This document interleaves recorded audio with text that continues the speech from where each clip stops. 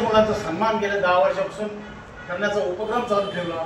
त्याबद्दल मी सर्व संचालक, चेअरमन, व्हाईस चेअरमन सर्वांना धन्यवाद देतो की आपण एक चांगला उपक्रम या ठिकाणी चालू ठेवला आणि असाच पाठबळ आपण आपल्या विद्यार्थ्यांना द्यावं।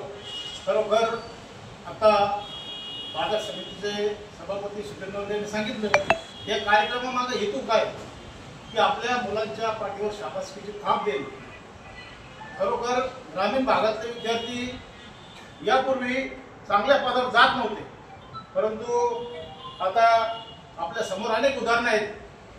अभिषेक दुधाळ याचं ज्वलंत उदाहरण तुमच्या डोळ्यासमोर आहे की त्याने UPSC परीक्षा दिली, तो पहिल्याच याच्यामध्ये IRS झाला, रेल्वेमध्ये चांगल्या पदावर काम नोकरी केली त्यांनी वर्षभर आणि हे करीत असताना देखील त्याने पुन्हा परीक्षा दिली। म्हणजे जिद्द काय असते तुम्हाला सांगतो आणि तुम्ही पण तशी जिद्द ठेवा। तो दुसऱ्या वेळेस IPS झाला।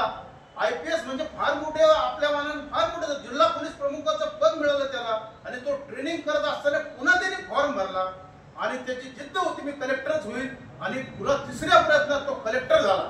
मित्र हे तुमच्याकरता समोर ज्वलंत उदाहरण आपल्या गावातलं उदाहरण आहे, ग्रामीण भागातलं उदाहरण आहे।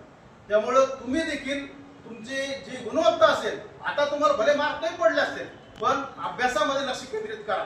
मोबाईल चांगला आहे तितका वाईट पण आहे। मोबाईलचा वापर फक्त चांगल्या कामाकरताच करा, तुम्हाला अभ्यासापुरताच मोबाईलचा वापर करा, मोबाईलचा गैरवापर करू नका आणि तुमचं लक्ष सर्व अभ्यासाकडे ठेवा।